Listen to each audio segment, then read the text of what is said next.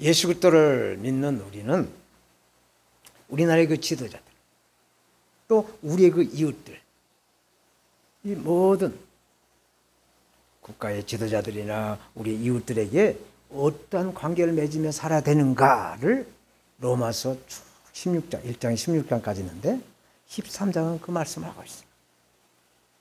그래서 성도는 먼저 한 나라의 국민으로서 의무와 책임이 다 있죠. 그래서 나라의 지도자인 권세를 맡은 자들에게 복종을 해야 한다라고 지난 시간에 말씀을 드렸어요.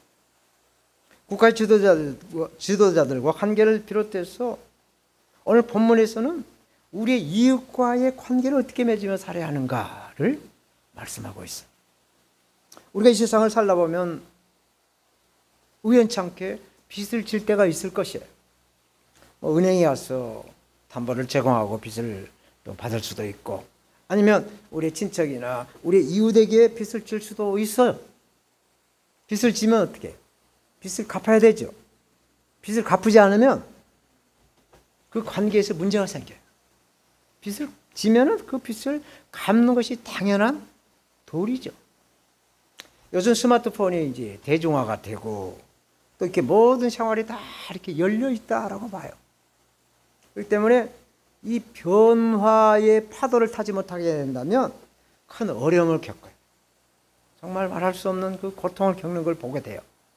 우리 주변에 있는 교회들이 그 무리한 그 은행의 빚을 얻어가지고 교회를 아주 예쁘게 꾸며놓고 새로 건축을 해서 그 빚을 갚을 수가 없게 되자 그 기존 교단의 교회들이 이단 교단에게 넘어가는 모습을 제가 주위 여러 교회를 보고 있어.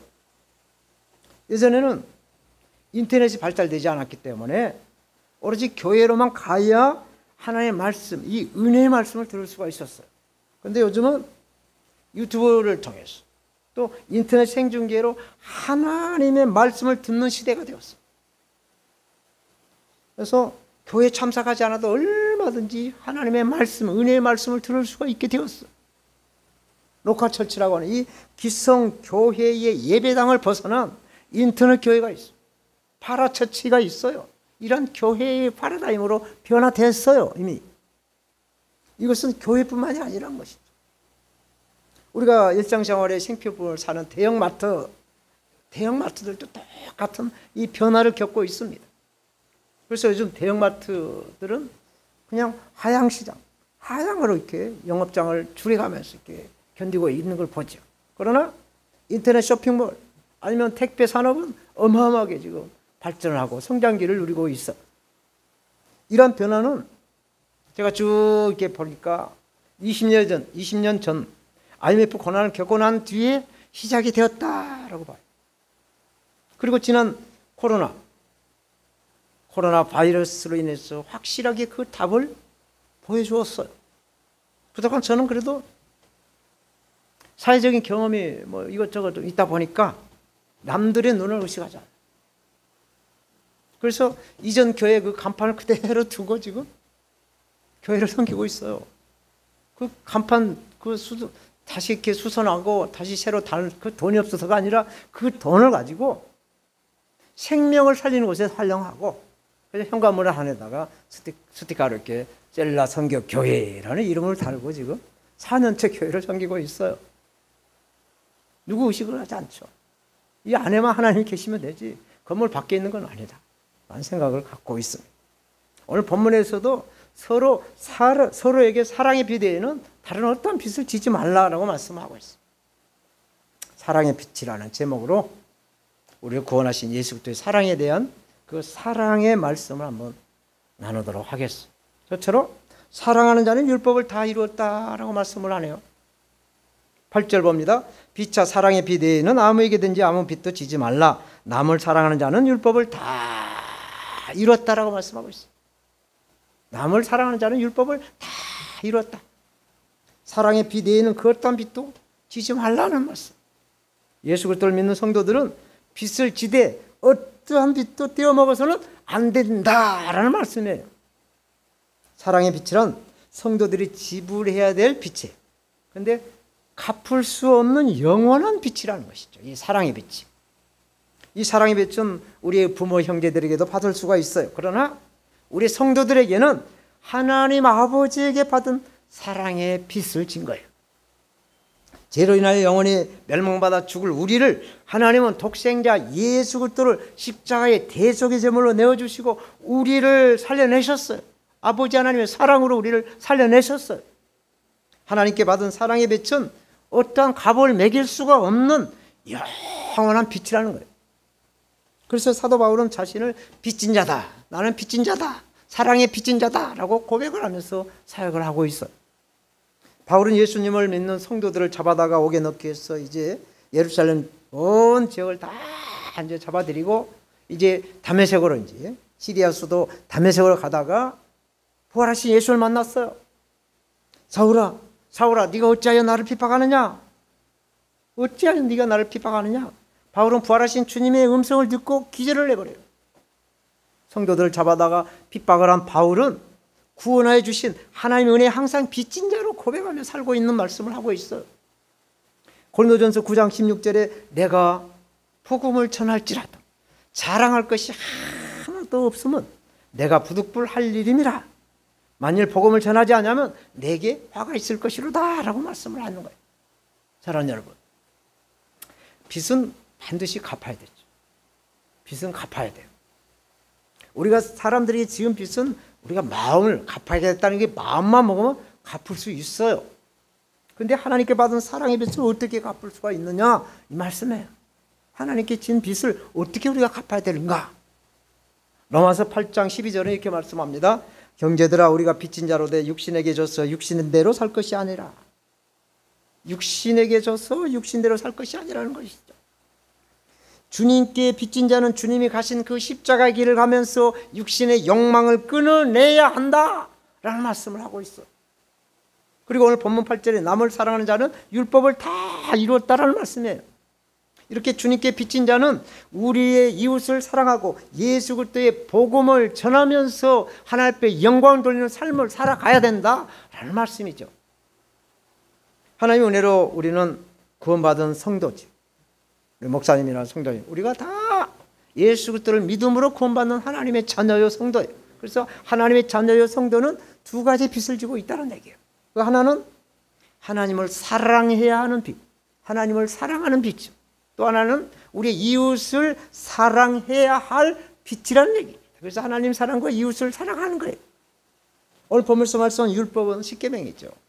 10계명, 10계명이지만 함축하게 되면 하나님을 사랑하고 이웃을 내가 같이 사랑하는 대신계명과 대인계명으로 나눠져 있어요. 첫째 계명인 대신계명 1계명에서 4계명은 하나님을 사랑하는 것이고, 두 번째 계명은 5계명에서 6계명, 10계명, 5계명에서 10계명까지 네 이웃을 내가 같이 사랑하라는 이 이웃을 사랑하는 계명이죠. 그래서 이 율법을 사랑하게 되면 율법을 완성하는 것이다. 사랑이 곧 율법의 완성이다 라고 오늘 본문은 말씀해 주고 있습니다. 오늘 본문 9절 10절은 이제 10계명을 요약해서 이제 사도 바울이 기록을 했어요. 간음하지 말라, 살인하지 말라, 도둑질하지 말라, 탐내지 말라 한 것과 그의 다른 계명이 있을지라도 네 이웃을 네 자신과 같이 사랑하라 하신 그 말씀 가운데 다 들어있다. 사랑은 이웃에게 악을 행하지 아니하나니 그러므로 사랑은 율법의 완성이다 라고 말씀을 해요. 사랑은 율법의 완성이기 때문에 하나님을 사랑하고 또 우리의 이웃을 사랑하는 성도는 곧 하나님의 계명을 다 지키는 것이다 라는 말씀을 하고 있습니다. 물론 10계명을 지킨다고 해서 우리가 하나님을 사랑하고 우리의 이웃을 또 내 몸처럼 우리 몸처럼 사랑한다라고 해서 우리의 영혼이 구원받는 것은 아니에요. 우리는 예수 그리스도의 이름, 예수 그리스도의 이름을 믿었을 때 구원을 받는 겁니다. 그러나 오늘 말씀에는 예수 그리스도를 믿어 구원받는 성도, 하나님의 자녀라고 한다면 10계명을 지켜서 율법을 완성하고 그 이웃을 향한 사랑의 빛을 갚으면서 살아가야 한다라는 말씀이에요. 율법과 사랑, 또 율법과 복음, 사랑과 율법, 복음과 율법은 서로 반대되는 개념이 결코 아니에요. 율법에 대해 설교를 하거나 또 율법을 강조하는 목회자를 향해서 누구는 은혜도 없고, 누구는 복음도 없고, 누구는 사랑도 없고 율법주의다, 율법주의자다 라고 말을 해서는 안 된다라는 이야기예요. 저를 좀 봐주세요. 제가 밭농사를 작년에 올해도 이렇게 지면서 깨달은 게 하나 있어요. 제가 농사를 어렸을 때 아버지 어머니 밑에서 농사를 지는 걸 보고 또 뭐 거들어 주기도 했는데, 제가 직접 농업 경영자로 농사를 접어보면 깨달은 게 하나 있어요. 그게 뭐냐? 이제 3월이 되면 이제 해동이 됐죠. 해동이 되면 이제 일을 한꺼번에 할 수가 없으니까 주일날 예배당도 섬겨야 되고, 말씀으로 또 사역해야 되고, 또 사역도 해야 되니까 이제 틈틈이 가서 이제 해동만 되면 퇴비를 뿌려서 땅을 갈아엎어요. 또 퇴비가 부족할 것 같으면 비료까지 뿌려놓고 땅을 딱 갈아엎어서 까만 비닐로 이렇게 잡초가 너무 많이 나니까 멀칭 딱 비닐로 세워놔요. 그래가지고 시기적으로 딱 맞출 때 거기에 맞는 작물들을 심어요. 모종으로도 사다 심기도 하고, 또 직접 씨를 뿌리기도 하고. 요즘은 산 밑에 밭이 있어가지고 산비둘기, 꽁 이런 것들이 있기 때문에 콩은 직접 심을 수가 없어요. 그래서 지금 모종을 부어놨어요. 어제 가보니까 떡잎이 지금 나오고 있어요. 이 떡잎을 새들이, 이 산비둘기, 꽁들이 너무 좋아해요. 맛있는 단백질이니까 쪼아먹어 버리면 그건 콩농사 끝이야. 그러니까 그것도 다 이렇게 싹을 틔워서 하우스에다가 그런 것들이 침범하지 못하도록 해서 하우스를 만들어서 물을 주고 이렇게 가꾸고 있는 것이죠. 근데 장마 때가 되면 아무리 멀칭을 하고 해더라도 풀이 얼마나 자라는지 몰라요. 풀을 이길 수가 없어요. 그래서 풀을 뽑다가 안 되면 제초제로 그냥 풀을 갖다가 죽여버리죠. 그래서 잡초를 뽑거나 제초제로 이렇게 풀을 잡는 것, 이것을 행함이라고 하죠. 행함. 내가 가서 섬기는 거예요. 그 밭을 섬기는 거예요. 그래서 행함. 그래서 영적으로 우리가 해석할 때 사랑이죠. 늘 가서 애들도 아우 잘 자랐구나, 아이고 죽지 않고 살고 있네, 이렇게 사랑을 주는 거예요. 관심. 그래서 사랑의 완성으로 이루어가는 율법이라는 얘기죠. 그런데 이 사랑과 이 율법만으로 제대로 된 농작물을 수확할 수가 없다는 얘기예요. 그게 뭐예요? 죄라고 하는 이 병충해가 농작물을 괴롭힙니다. 그대로 두면 제대로 수확할 수가 없어요. 그래서 이 병충해는 사람의 힘으로 잡을 수가 없기 때문에 살충제나 살균제라는 이 농약으로만 이 병충해를 잡을 수가 있어요. 이것이 바로 우리의 죄를 우리가 우리의 힘으로 탕감받을 수 없어 하나님의 은혜를 받는 것처럼 이 복음이 바로 농약이라고 생각했어요. 그래서 우리의 구원은 행함으로 받는 것이 아니라 우리의 믿음으로 하나님의 은혜를 받는 것처럼 농작물의 병해충은 사람의 노력으로, 관심으로, 사랑으로 뭐 제초제 풀을 뿌리고 이거 안 되는 거예요. 그래서 농약으로 어쩔 수 없이 잡아가는 것이죠. 그래서 제대로 된 농작물 수확을 해 나가는 것이죠. 그래서 율법의 행위인 사랑과 하나님의 은혜의 복음은 함께 가야 한다는 거예요. 복음의 시대에 무슨 율법이냐? 아니 지금 이 시대가 무슨 시대인데 율법이냐? 라고 말한다고 한다면 그것은 언제나 영혼구원의 농사를 지을 수가 없어요. 행위의 사랑과 은혜의 복음은 행하는 자와 함께 가야 삼박자의 축복을 받아 누릴 수가 있다라는 이야기입니다. 사랑이 율법의 완성이고 율법이 사랑의 완성이 될 때 복음은 이제 마침표가 딱 되는 것이죠. 우리가 사랑의 빚을 갚아야 하는 이유는 율법을 이루어야 사랑을 완성할 수가 있어요. 또 십자가의 은혜를 받아야 저와 여러분들이 구원의 은혜를 받아 누릴 수 있는 줄로 믿습니다. 아멘. 이제 두 번째로 오늘 본문은 구원의 때가 가까워지고 있으니 빚을 지지 말라 말씀하죠. 11절 또한 너희가 이 시기를 알거니와 자다가 깰 때가 벌써 되었으니 이는 이제 우리의 구원이 처음 믿을 때보다 가까웠다. 사랑이 율법의 완성이라고 한 이유 외에도 사랑의 빚을 갚아야 될 또 다른 이유가 있다는 말씀이에요. 성경에서 말씀한 때가 있죠. 때. 날 때가 있으면 죽을 때가 있고 심을 때가 있으면 심는 것을 거둘 때가 있다. 이 때는 영어로 시즌, 어떤 시기, 계절을 말하는 것이죠. 그런데 오늘 본문에서 말씀한 때는 시간을 말해주고 있어요. 시간. 그런데 이 시간에는 헬라어로 사람의 시간과 하나님의 시간이 있다는 얘기죠. 그래서 사람의 시간인 크로노스와 하나님의 시간인 카이로스가 있다. 그래서 오늘 본문에 자다가 깰 때가 벌써 되었으니 하나님의 심판의 때가 왔다. 종말의 때에 나타나는 현상이 나타나고 있다라는 말씀을 하고 있어요. 지금은 현세, 지금의 이 현세가 지나가야 이제 내세가 올 때가 되었다라는 것이죠. 재림, 다시 오시는 예수 그리스도께서 오실 때가 되었다라는 말씀을 하고 있어요.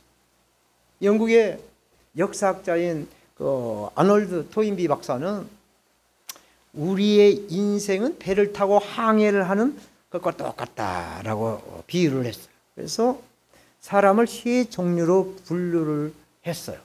토인비 박사가 똑같은 사람이지만 세 종류의 사람들이 이 땅을 살아간다라는 얘기를 했어요. 첫째 분류의 사람은 배가 어디로 가는지 그 목적지에는 관심이 없어요. 그냥 먹을 것이 많으면 행복하고 입을 것이 많으면 행복하고 또 없으면 불행하다라고 느끼는 사람들, 눈에 보이는 것에 초점을 맞추고 살아가는 사람들이 있다라는 부류. 또 한 부류는 뭐냐? 배가 어디로 가는지 그 관심보다는 그 배를 타고 가면서 주위에 보이는 그 경치에 관심을 가지고 있는 거예요. 그래서 날씨가 밝고 막 경치가 아름답고 그러면 이야 환성을 지르면서 와 멋지다고 하는데, 또 날씨가 흐리고 비가 오고 그러면은 여행하다 보면 흐린 날도 있고 좋은 날도 있겠지만 이렇게 흐리지 또 볼거리도 없고 그러면 뭐 별거 없네 이렇게 불평하는 사람 종류. 마지막 부류의 사람은 배의 목적지가 어디로 가는가를 알아요. 그래서 그 방향대로 가고 있는지 늘 점검을 하면서 그 목적지에 도달하기에 자신의 일에 최선을 다하는 사람이다 라고 말을 했어요. 맞습니다, 여러분. 그래서 우리는 지금 우리가 어디서 와서 왜 살며 어디로 가는가 이것을 알고 있기 때문에 2023년 6월 18일 이렇게 주일 대예배로 함께 영광을 드리고 있는 줄 믿습니다. 할렐루야. 저와 여러분들은 이 세상이라고 하는 바다에서 우리의 인생의 배를 타고 지금 우리의 인생을 항해하고 있어요. 배를 타고 유람을 하고 있어요. 유람. 그러므로 우리 오늘 본문에서 말씀하는 종착지가 가까웠으니 자다가 깰 때다 됐다라고 말씀하고 있어요. 종착지가 되었으니 자다가 이제 일어나라는 얘기, 깨어나라는 얘기. 항해를 하고 있는 우리에게 목적지를 알게 하시고 또 천국에 그 티켓팅을 하게 하시는 우리 주 예수 그리스도 은혜에 감사해야 될 줄로 우리는 믿습니다. 12절 보겠어요. 밤이 깊고 낮이 가까웠으니 그러므로 우리가 어둠의 일을 벗고 빛의 갑옷을 입자. 빛의 갑옷을 입자라고 말씀하고 있어요. 우리가 지금 살고 있는 이 시간이 밤이라는 거예요. 낮이지만 우리가 살고 있는 이 시대, 이 현세가 밤이라는 말씀이에요. 지금의 현세의 밤이어서 어둡고 불확실하고 불안전한 그런 시간이라는 것입니다.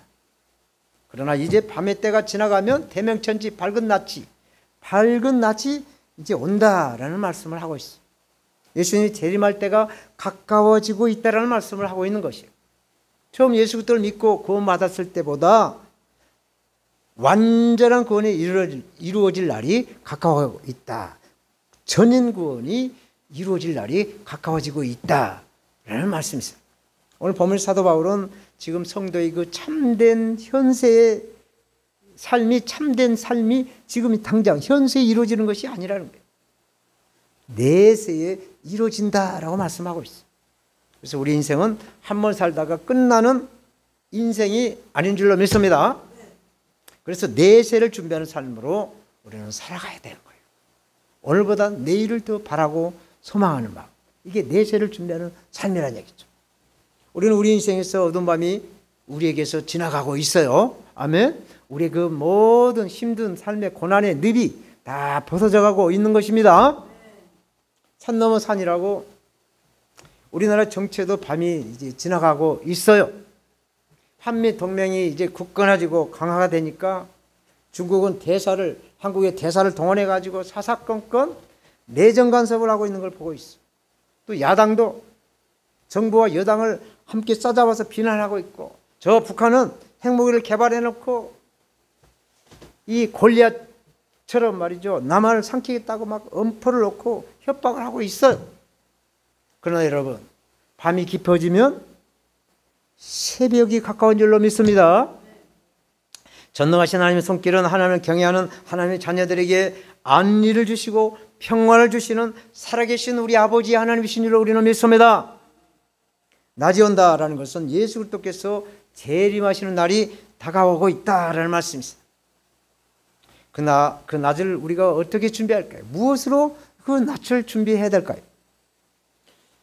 우리가 어둠의 일을 벗고 빛의 갑옷을 입자라고 말씀을 합니다. 어둠의 일을 벗어버리고 빛의 갑옷을 입자. 빛의 갑옷을 입자라는 말씀에 사도 바울은 에베소서 6장 11절 이하에 전신갑주를 입으라고 말씀을 하죠. 마귀의 계계를 능히 대적하기 위하여 하나님의 전신갑주를 입어라. 우리의 씨름은 혈과 육에 대한 것이 아니요 정사와 권세와 어둠의 세상 주관자들과 하늘에 있는 악의 영들에게 대함이라. 그러므로 하나님의 전신갑주를 취하라. 이는 악한 날에 너희가 능히 대적하고 모든 일을 행한 후에 서기 함이라.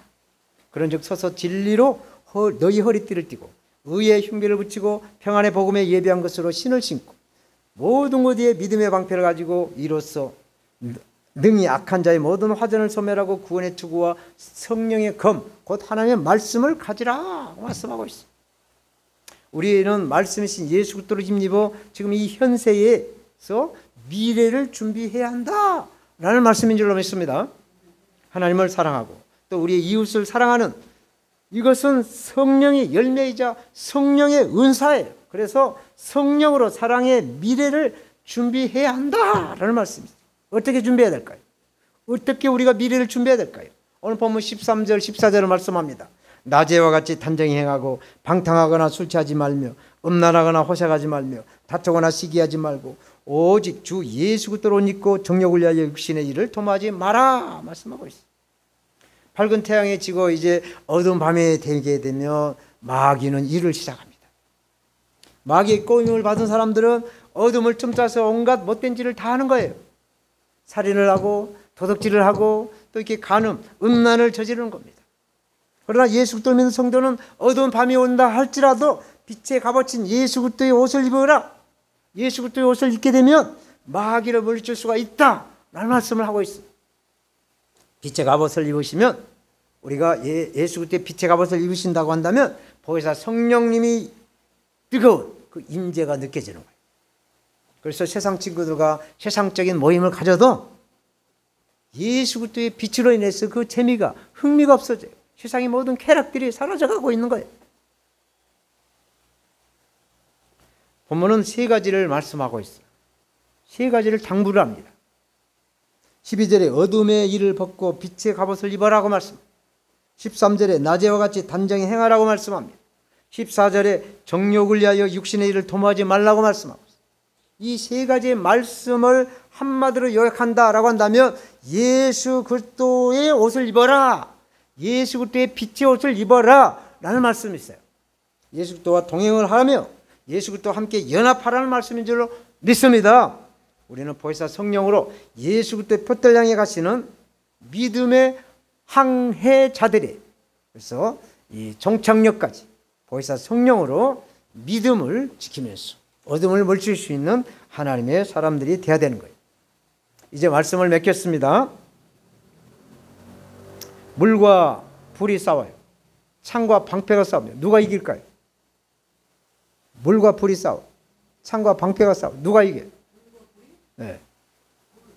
물론 힘이 센 것이 이기죠. 힘이 센 것이 이겨요. 사람들은 이와 같은 방법으로 빛과 어둠을 생각한다. 당연히 물이 불을 이긴다는 생각을 하고 있어요. 그래서 빛의 힘으로 어둠을 이기려고 하는 거예요. 그런데 불이 강하면 물을 말려버려요. 봄철에 산불이 나면 소방 그 헬기로 물을 뿌려봐야 산불에 불이 강하니까 물 뿌려봐야 뭐 소용없어요. 그냥 타버려요. 그 불이 강하기 때문에. 또 창도 강하면 그 방패를 구멍을 뻥 뚫어버립니다. 그래서 이 빛도 빛나는 힘이 있어야 우리의 믿음이 있어야 어둠을 팍 밝힐 줄로 믿습니다. 이 전구다마가 있어도 전구다마의 빛이 그 촉수가 그냥 간달간달하고 떨어지려고 하면 스위치를 켜도 빛이 어둠을 몰아냅니까? 못 몰아내는 것이죠. 그러므로 빛과 어둠은 함께 할 수 없어. 어둠은 빛나는 어떤 것이 없어야 어두워져요. 그러니까 빛과 어둠은 함께 갈 수가 없다는 얘기예요. 그래서 이 어둠은 빛을 거부할 수도 없고 또 이 어둠은 빛을 이길 수도 없고 이 어둠은 빛과 공존할 수도 없어요. 왜? 어둠은 힘이 없는 존재예요. 그런데 왜 이 어둠의 세력이 빛의 세력을 잠재우고 있느냐? 이것이죠. 빛의 부재, 빛이 없기 때문에 그렇습니다. 빛을 발하는 희생이나 빛에 발하는 능력이 없기 때문이라는 얘기죠. 빛을 발사하는데 실패했기 때문이라는 거예요. 빛을 낼 수가 없다는 얘기죠. 그래서 빛과 소금의 직분을 감당하라고 예수님 말씀하죠.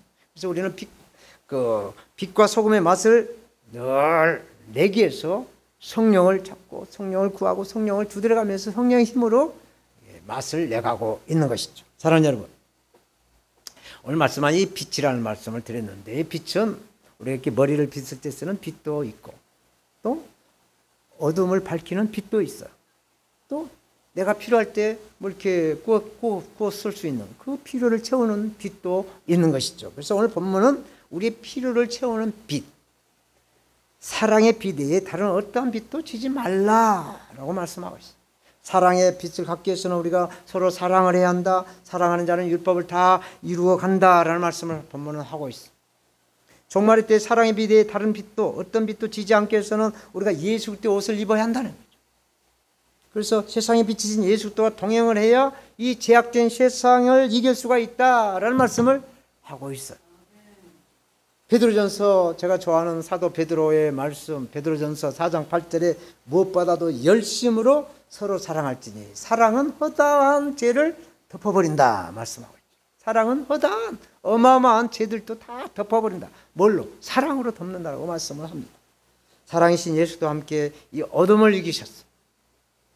다시 오실 우리의 신랑을 맞이하시는 신부, 거룩한 신부가 다 되시기를 부활하신 우리 구주 예수님의 이름으로 축원합니다. 축원합니다.